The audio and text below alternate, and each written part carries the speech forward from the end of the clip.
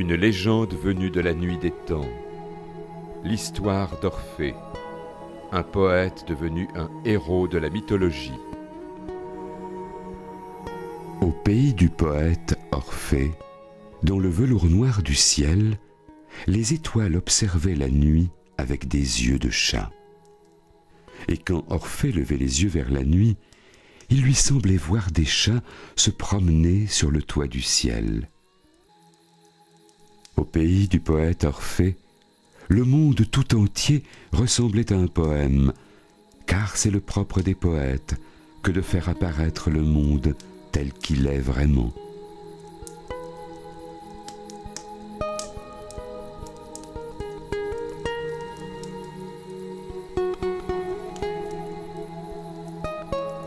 Une aventure qui commence le jour où Orphée rencontre le dieu Apollon. Les poètes demandent toujours l'impossible.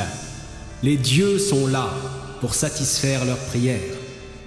Je ne suis pas très doué pour les prières. Tout ce que je sais faire, c'est de la poésie. Les prières m'ennuient. Elles sont rarement joyeuses, et je te l'ai dit. J'aime tes poèmes. Ils donnent aux humains envie de vivre. Aussi, ai-je décidé de te faire un cadeau. Regarde.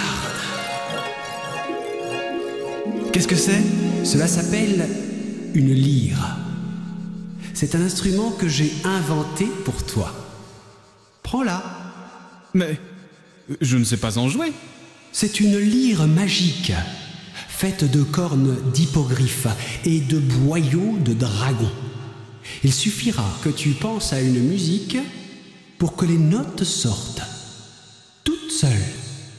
Une histoire fantastique où même les objets ont la parole. On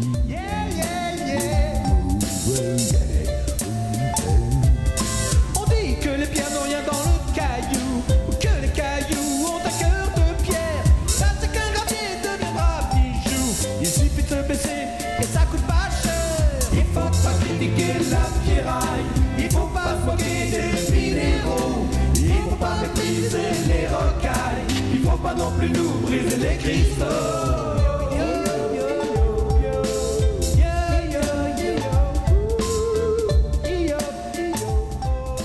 Une comédie qui bascule dans le drame quand Orphée épouse la nymphe Eurydice. À condition d'aimer sans trait. Quel beau mariage, Orphée!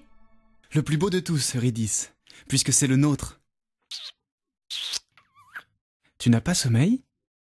Un drame où certaines bêtes en veulent aux humains. Orphée est célèbre, tout le monde le connaît. On le connaît aujourd'hui, mais demain, on l'oubliera. Moi, je peux vous offrir plus que la célébrité, plus encore que la gloire. Je peux vous transformer en légende. Comment pourrais-tu t'y prendre? Toi, un misérable serpent de rien du tout? Laisse-moi faire, j'ai mon secret. Qui peut faire confiance à un serpent? Moi, après tout, je n'ai pas grand-chose à perdre. Je veux bien tenter l'expérience. Que dois-je faire? C'est très simple. Pose ta main devant tes yeux et compte jusqu'à 3. 1, 2, 3... Aïe! Aïe! Mais tu m'as fait mal! Évidemment, je t'ai mordu. C'est là toute ma science, petite sotte. Tu m'as menti! Un serpent ne ment jamais. Je ne peux plus bouger. On dit que ton venin est mortel. On dit vrai. Et tu verras que je ne t'ai pas trompé. Car c'est ainsi que commence la légende d'Orphée et d'Eurydice. Oh, Orphée! Orphée! Orphée! Un rêve d'Orphée, une légende pleine de monstres et de frayeurs. À peine s'était-il engagé dans le sentier qu'une ombre jaillit entre les rochers. N'aie pas peur. Je suis Aristée, le meilleur apiculteur de la région. Mes abeilles me suivent partout. J'ignorais que les abeilles sortaient la nuit. Il n'y a pas meilleur pollen que celui qu'elle butine sous les étoiles. Veux-tu goûter un peu du miel de mes abeilles? Non merci, Aristée, je n'ai pas le temps. Moi, je suis Orphée, le poète. Je cherche ma femme Eurydice qui est partie voir la lune. Ne l'aurais-tu pas rencontrée par hasard? Je n'ai vu personne de toute la journée. Une histoire où les araignées révèlent d'étranges secrets. Vous avez dû croiser une chauve-souris. Sale bestiole. Elles sont aussi odieuses que l'espèce maudite des oiseaux. Vous n'aimez pas les oiseaux? Je les déteste. Et je vous conseille d'en faire autant. Savez-vous qu'ils peuvent vous dévorer tout cru? Et j'en suis bien désolé pour vous. Mais je ne crains pas les oiseaux. Un héros face à sa peur, avec pour seule arme sa musique.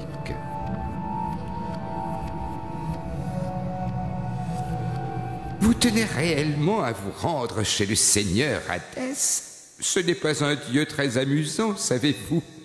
Son palais est sinistre, et de plus, il possède un chien de garde tout à fait détestable. Rien d'autre qu'une lyre magique pour affronter le redoutable Charon, le passeur des âmes.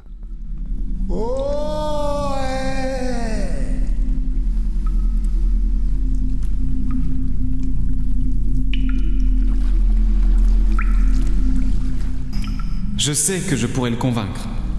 Non. Ma barque est trop vieille et toi, tu es trop lourd. Je ne transporte que des âmes sans poids. Rien qu'une lyre pour faire face à un chien monstrueux à 3 têtes.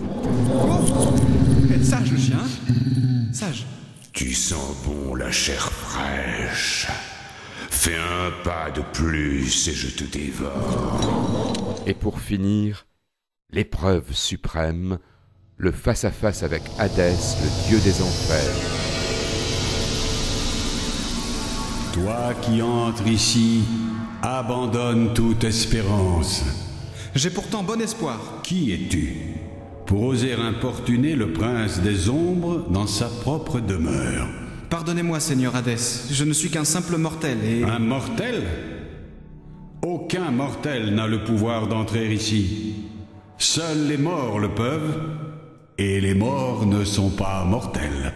Un rêve d'Orphée, un cauchemar qui devient une légende. Comment puis-je être sûr que tu me suives encore? Mais Eurydice ne pouvait rien répondre. Plus les minutes passaient, plus Orphée venait à douter de la réalité de son amour. Dans le ventre obscur de la terre, il se demandait même s'il avait vraiment rencontré Hadès et si tout ce qu'il avait vécu n'était pas simplement le fruit d'une illusion. L'esprit, rongé par le doute, n'y tenant plus, il se retourna. Orphée, pourquoi t'es-tu retourné? Tu as brisé l'enchantement. Tu m'as perdu. À jamais. Un rêve d'Orphée, une histoire d'amour mythologique. Est-ce un couchant, est-ce un levant? Est-ce le jour ou bien la nuit? Est-ce la neige, est-ce le vent? Est-ce l'azur ou bien la pluie? Qu'importe le temps qu'il peut faire. Qu'importe d'être triste ou gai. Ce qui est beau, c'est le temps qui passe. Tout autant que le temps qui va. Le bonheur nous suit à la trace. Mieux vaut ne pas se retourner.